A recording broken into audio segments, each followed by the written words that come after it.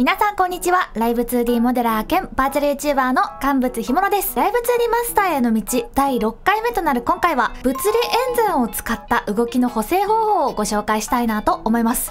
最初に言っておきますと、ただでさえ普段上級者向けの私の講座の中でも、今回のお話は本当に上級者向けです。ちょっとね、初心者さんが真似しようと思うとかなり大変というか、余計頭がこんがらがってしまうかもしれないので、ちょっとその辺は気をつけていただきたいなと思います。でもね、本当に私の技術を包み隠さずお話ししておりますので、なるべくね、噛み砕いて説明しておりますので、よかったらゆっくりね、視聴しながら、メモとかも取りながら、ノウハウを吸収していただけたらなと思っております。それでは早速参りましょう。どうぞ。物理演算っていうのはね、このね、ひものちゃんの髪の毛とか、この紐の動きとかね、あとはマイクについてるこのリボンの動きとか、こういうね、揺れをつけるための設定なんですけれども、それをちょっと裏技的に使用して、私いろんなね、動きの補正をしてるんですよ。そもそも物理演算には、これ髪の毛の時にも言ったんですけど、物理演算の種別には2種類あります。1x と角度です。入力に角度 x っていうのが入っています。で、種別が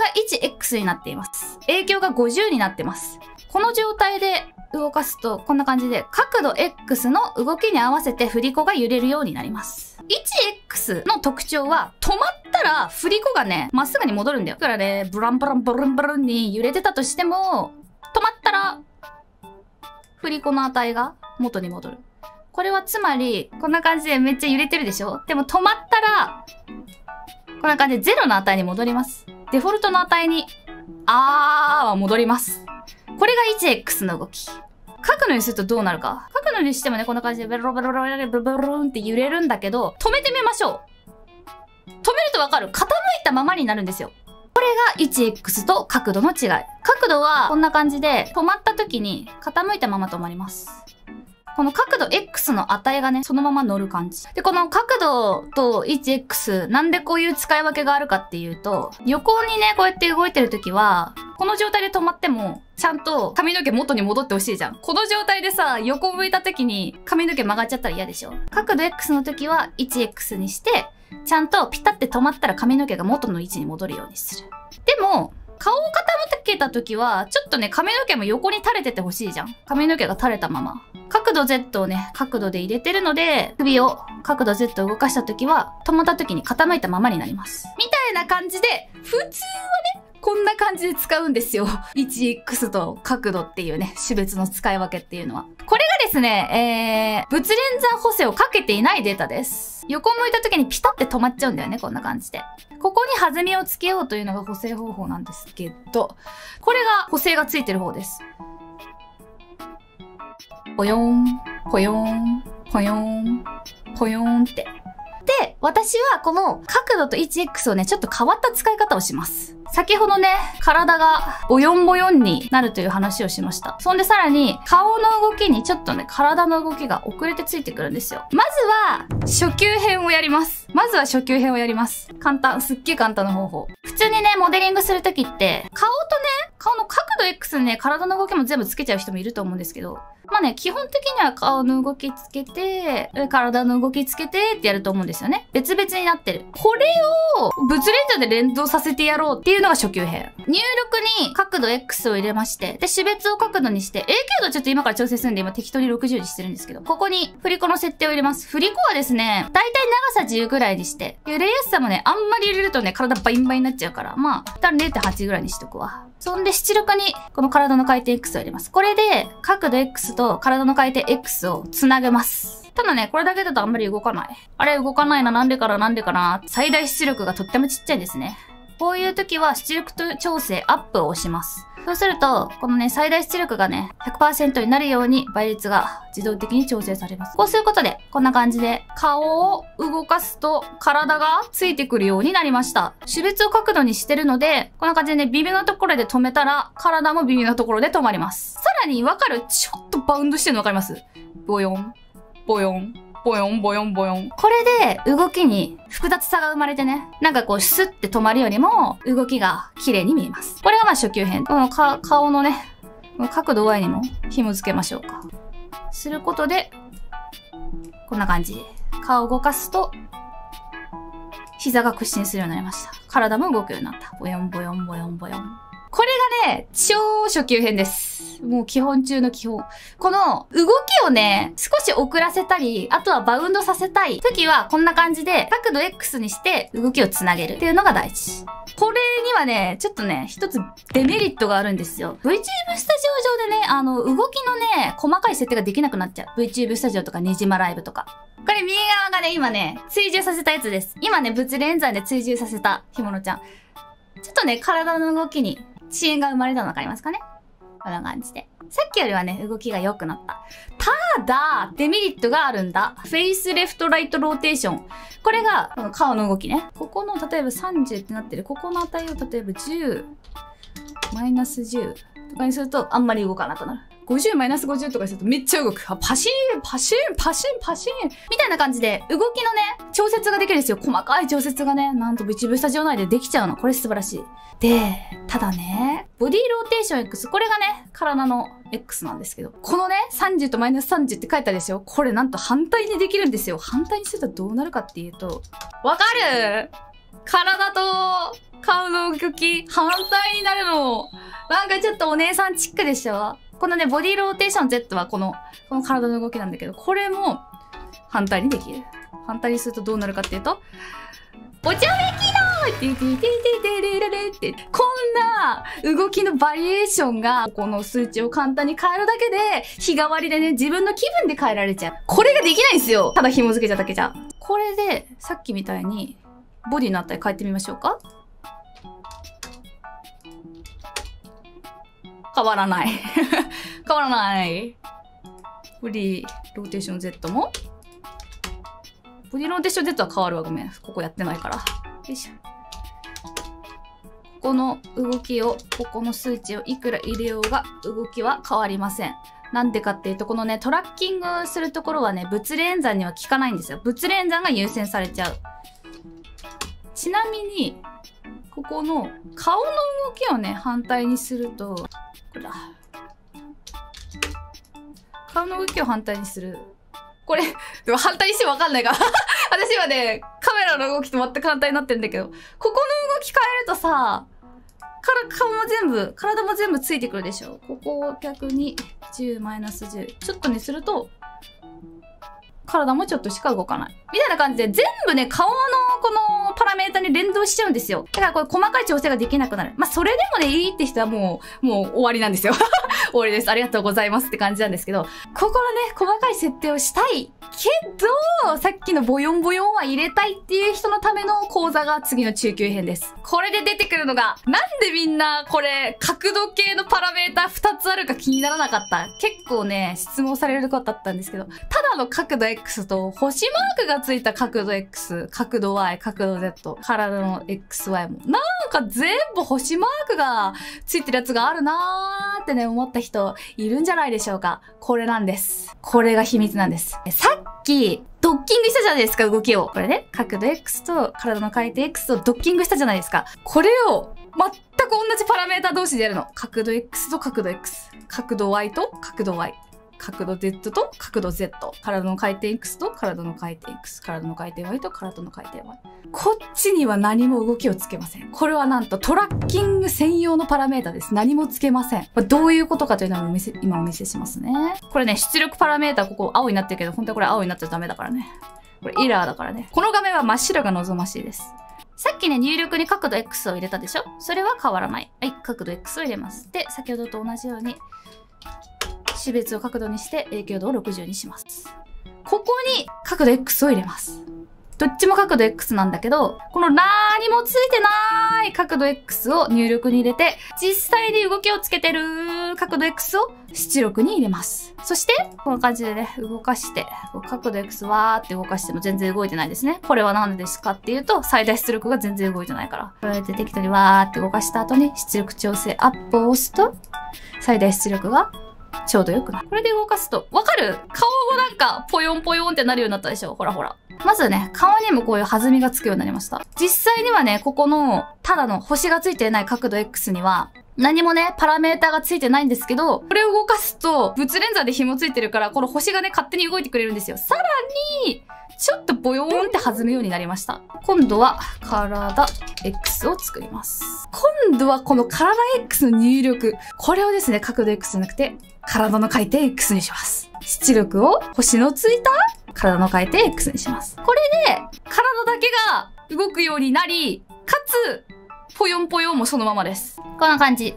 さっきと違ってこう、ぽよーんって弾む動きがついたし、顔と体が別々に動くようになった。さらにですね、ここの振り子の値を変えることによって、顔と体の動きを少し変えることができるんですよ。反応速度今 1.0 になってるんだけど、これを 0.9 にすると、少しね、動きが遅くなる。さらに揺れやすさをじゃあ 0.85 あたりにしてみましょうか。顔はね、割と早く反応するんだけど、こうやって振り子の値をね、微調整することで、顔に比べてね、体の動きが少し遅くなります。微調整が物理演算を使うことで自由にできるようになる。こう角度 Y も作りますかね、じゃあ。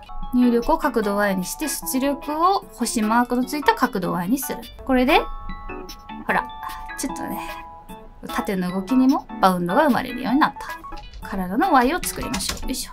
体の Y にして、で、ちょっとすみませんね。1Y なんですけど、皆さんは体の Y にしてくださいね。すると、動きにケレン味が生まれるようになる。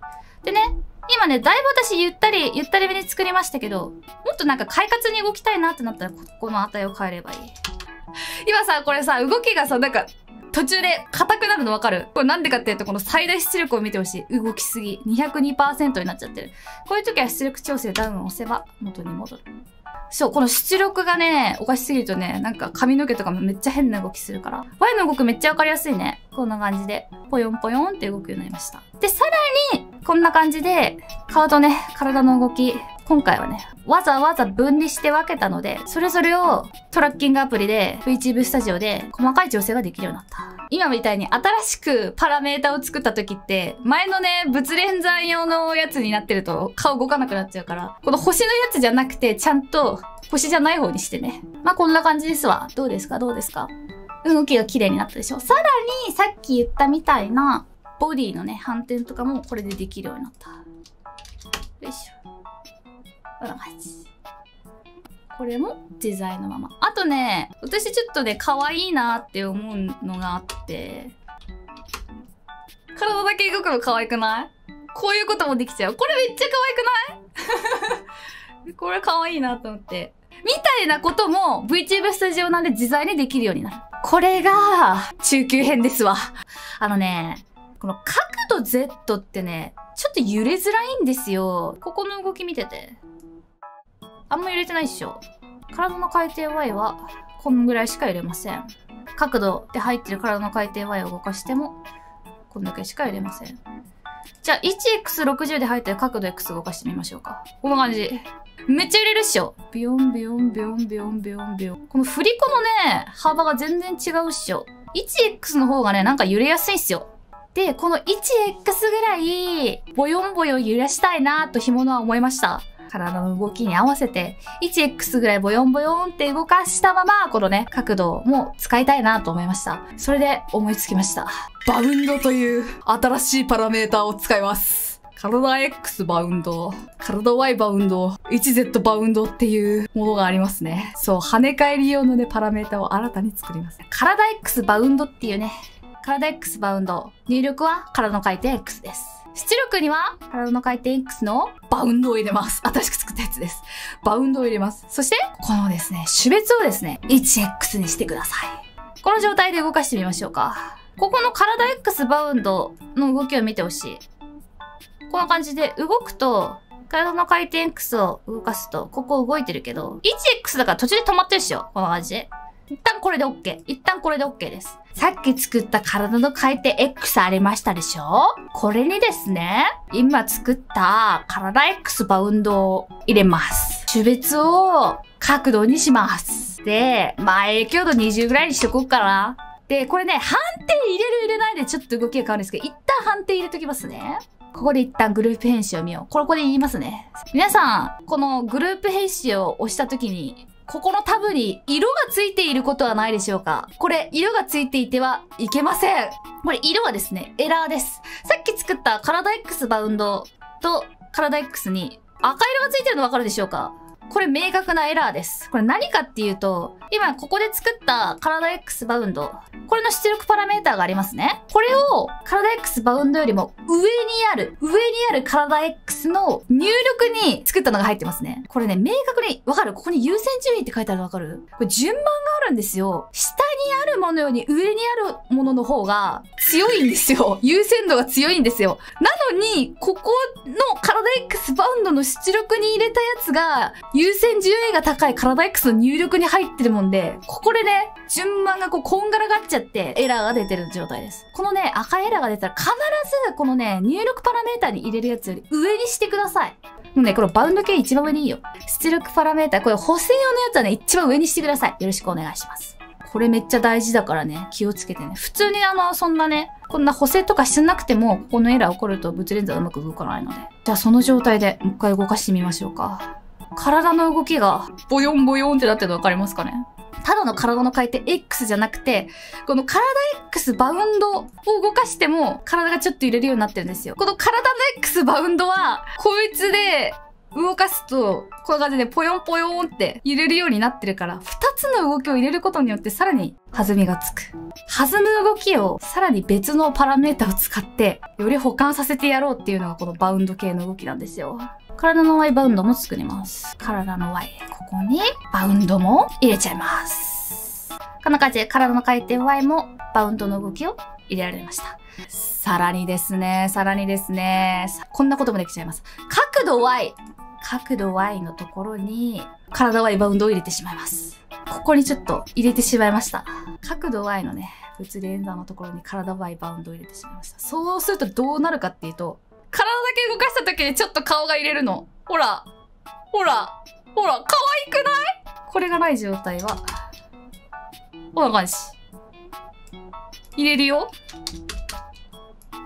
ほら、ちょっと入れるようになった。みたいな、この動きのね、細かい、今体が動いてるんだけど、これを 20% ぐらい体の動きに送って、さらに 10% ぐらいは顔の動きにも送っちゃおうみたいなね、そういう動きをね、それぞれに送ることができるんですよ。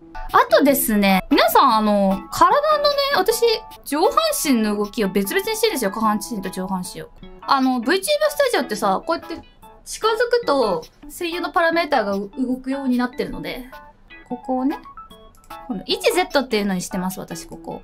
先ほどとね、同じように新しく 1Z の項目も作ります。こうすることで 1Z を動かした時にカメラに近づいたり遠ざかったりする時に動く上半身の動きなんですけど、ただね、顔を上下に振った時、この動きの時にさ、一切上半身動かないのちょっと不自然じゃない？体を一切動かさないでも膝だけ屈伸してるみたいな感じになってない？ほら。ちょっと不自然じゃないですか？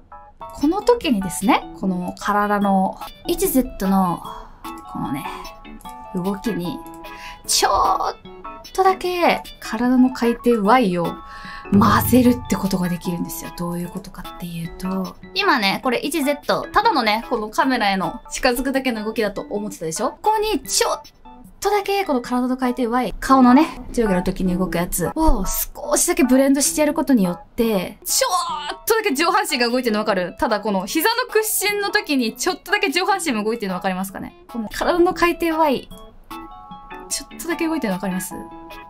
さっきよりも膝の屈伸感はなくなったでしょ？上半身。体上下してるように見えるようになったでしょ？で、さらに、この動きの時に、体の Y のところに 1Z をちょっとだけ入れる。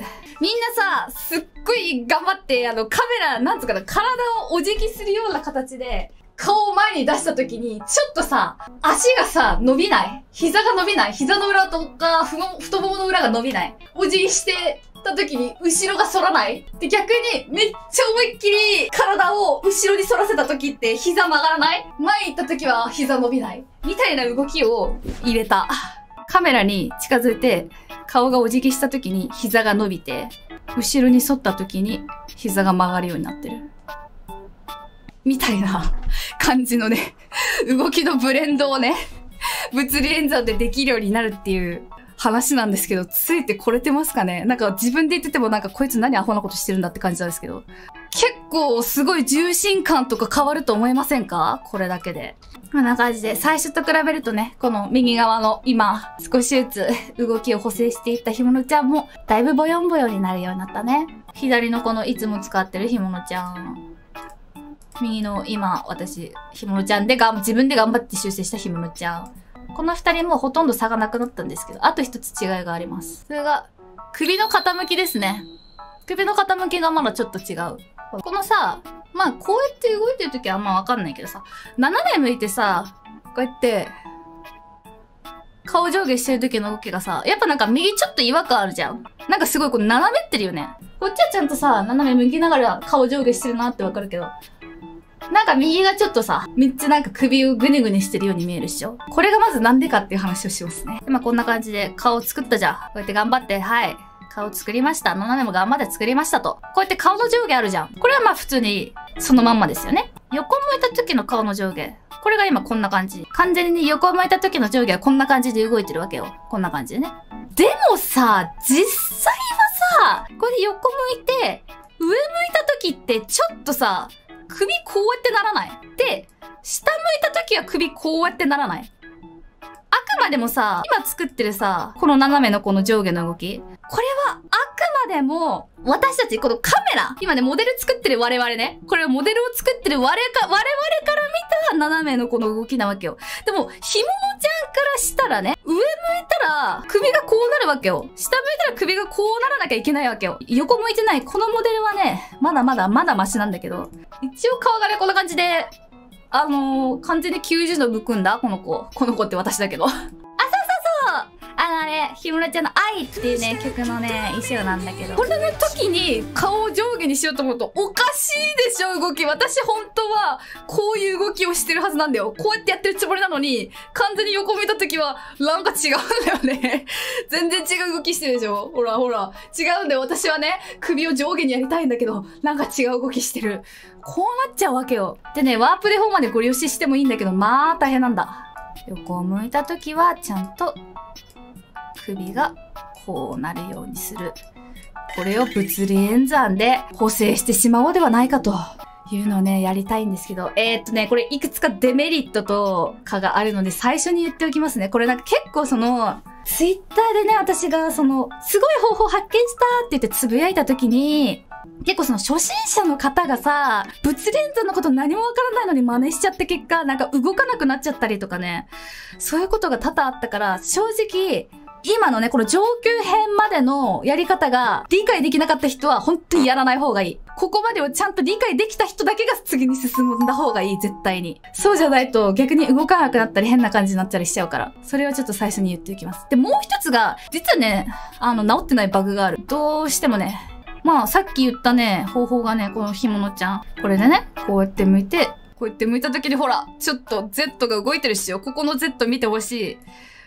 上向いた時はちょっと動いてる。下向いた時は下に行く。みたいな感じでちゃんとね、その補正ができてるんですけど、このね、間ら辺がね、ちょっとね、この角度 Z がカクつくんですよ、どうしても。ここの動き、ほんのちょっとだけど、ここの動き見ててほしい。ほら、ちょっとカクついてるでしょ。どうしてもっと上手い方法あるかもしれないけど、今の私の発想方法だと、これが限界なんですよ。だから、本当にね、ここの動きをね、完全に滑らかじゃないと、ちょっと宗教的な理由で無理だっていう人は、ちょっとね、この方法は使わない方がいい。ブリッチャーっていうね、新しく出た VTube スタジオ用のね、補正ソフトがあるんだけど、それを使うことで、この動き再現できるようにはなったから、無理やりね、この手法を取る必要はないかもしれない。ただね、それでもやりたいっていう人のために私説明します。まあね、今はね、ちょっと、レベルが高すぎてわからないっていう人も、わかるようになった時に、この動画を見返していただければ幸いですね。また新しくパラメータを作ります。4つ作ります。それがこれ、角度補正って書いてあります。これあれだよ。格闘ゲームのさ、必殺技のコマンドじゃないからね、これ。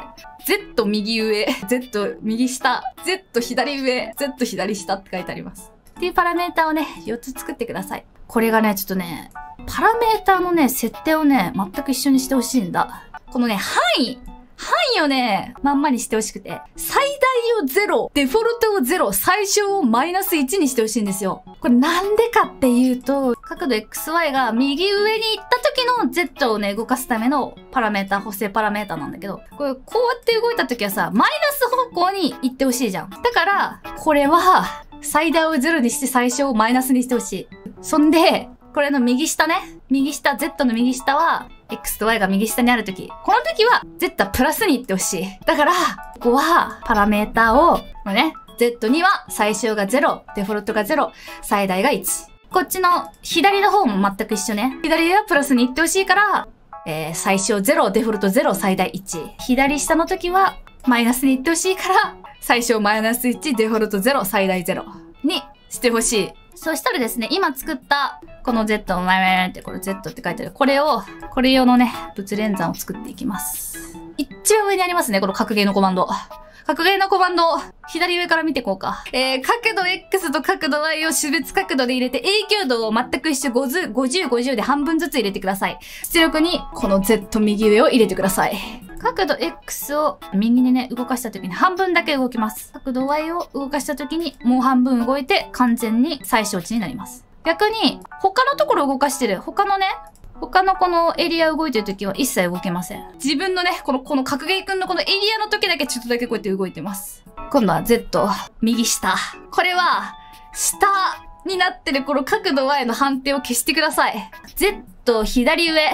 これは、角度 X と角度 Y を入れますが、今度は角度 X だけ反転を消してください。最後、Z、左下。これはどっちも判定を外してください。みたいな感じで、この角度 X と角度 Y の判定をね、それぞれどっちもつける、X だけつける、Y だけつける、どっちもつけないっていう4種類をね、作ってください。そうすることで、ここの動き、見ていただければわかるんだけど、このね、エリアごとに動くパラメータが少しずつ変わると思うんですよ。こんな感じで。